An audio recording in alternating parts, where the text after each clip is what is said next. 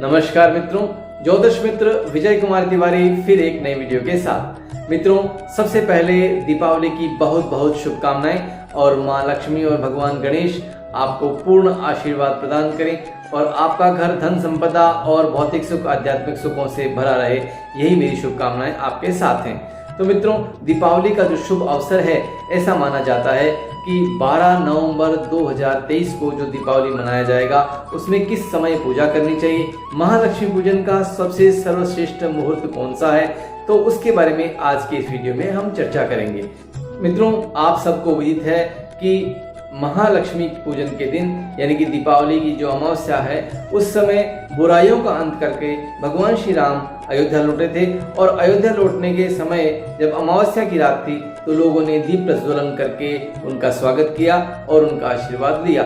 उसी प्रकार से वही रीत हम अपने जीवन में ढालते हैं कि हमारे जीवन की बुराइयों का अंत करके और प्रकाश का प्रज्वलन करें, जिससे हमारा जीवन सुखमय और प्रसन्नता पूर्वक रहे, हमें आध्यात्मिक और भौतिक और सारे प्रकार के सुख प्राप्त हों, ऐसा ही हमारे ऊपर भगवान का आशीर्वाद हो। और इसी दिन की भांति हम पंच दिवसीय जो पूजन है वो करते हैं, यानी कि जो है वो त्रयोदशी से प्रारंभ होता है और भैया दूज तक जो है वो यह कार्यक्रम रहता है। तो दीपावली वाले दिन जो है वो बहुत विशेषकर हमारे लिए लाभदायी रहता है, तो उसी की पूजा का हम चर्चा आज कर रहे हैं। तो सबसे पहले मित्रों, मैं आपको बताना चाहूंगा कि दीपावली की अमावस्या की तिथि का जो समय है वो दिनांक 12 नवंबर 2023 को दोपहर 2:44 पर प्रारंभ होगी और 13 नवंबर दोपहर 2:56 तक जो है अमावस्या तिथि रहेगी।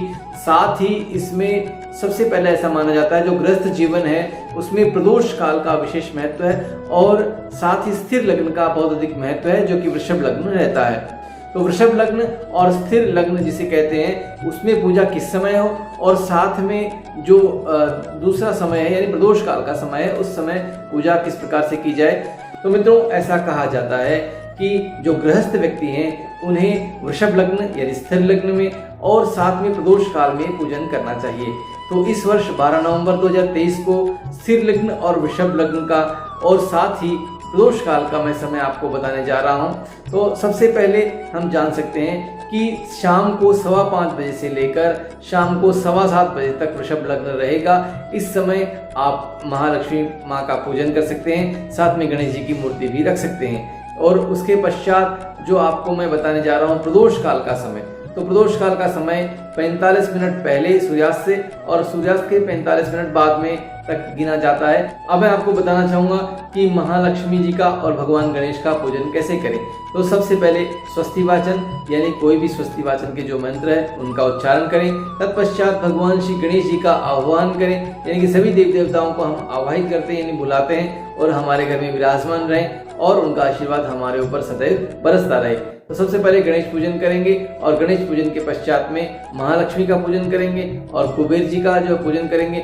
साथ में हमारी जो है कोई व्यापारी वर्ग है वो बही का पूजन करेंगे, लेखनी का पूजन करेंगे और रजिस्ट्री का पूजन करेंगे और कुछ जो है विद्यादायिनी माँ सरस्वती के आशीर्वाद से माँ सरस्वती की पूजा भी करते हैं और लेखनी और पुस्तक का जो है वो विमोचन या पुस्तक नई प्रारंभ करते हैं और वही प्रारंभ करते हैं। उसके लिए भी दिन बहुत अधिक शुभ रहता है। साथ में नए जो है वो उपहार माँ लक्ष्मी को चढ़ाए जाते हैं और भगवान श्री गणेश जी की, माँ लक्ष्मी जी की और कुबेर जी की पूजा की जाती है और साथ में जितने भी अधिदेवता हैं अष्टवर्गीय हैं और अष्टलक्ष्मी महालक्ष्मी की पूजन की जाती है। तत्पश्चात ये पूजन माँ लक्ष्मी की आरती के साथ में संपन्न हो जाता है। इसमें जो प्रसाद है वो खील बताशा आदि का प्रसाद चढ़ता है और तत्पश्चात माँ का आशीर्वाद और परमेश्वर का भी आशीर्वाद आपको प्राप्त होता है। ऐसी ही हमारी दिवाली की मनोकामनाएं और पूजन का कार्य प्रारंभ होता है और माँ लक्ष्मी के आशीर्वाद के साथ में उनकी आरती के पश्चात इस कार्यक्रम समापन हो जाता है।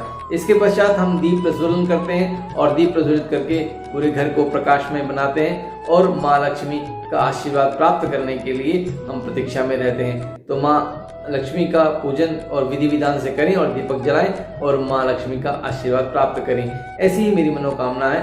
साथ ही मित्रों, इन 2 मुहूर्तों के साथ यानी पहला मुहूर्त जो है वो प्रदोष काल का, जो कि शाम को सूर्यास्त से 45 मिनट पहले और सूर्यास्त के 45 मिनट बाद का रहेगा, जो कि जैसे 6 बजे शाम को सूर्यास्त होता है तो 5:15 पर आपका जो है वो प्रदोष काल प्रारंभ होगा और 6:45 पर यानी सूर्यास्त के 45 मिनट बाद तक आपका जो प्रदोष काल समाप्त होगा, यानी कि 1.5 घंटे का जो है वो लगभग प्रदोष काल रहता है। साथ में अब जब हम वृषभ लग्न और स्थिर लग्न की बात करते हैं तो वो 2 घंटे का रहेगा, जो कि मैंने आपको ये बताया कि शाम को 5:15 बजे से लेकर 7:15 बजे तक जो है वो प्रदोष काल के अलावा जो स्थिर लग्न है उसका समय रहेगा। उस समय माँ लक्ष्मी और भगवान गणेश की आप पूजन कर सकते हैं। साथ में एक मुहूर्त और है जिसे निशीथ काल कहा जाता है। तो निशीथ काल 52 मिनट का होता है और रात्रि को 11:30 बजे प्रारंभ होगा और 12:22 पर यह समाप्त होगा।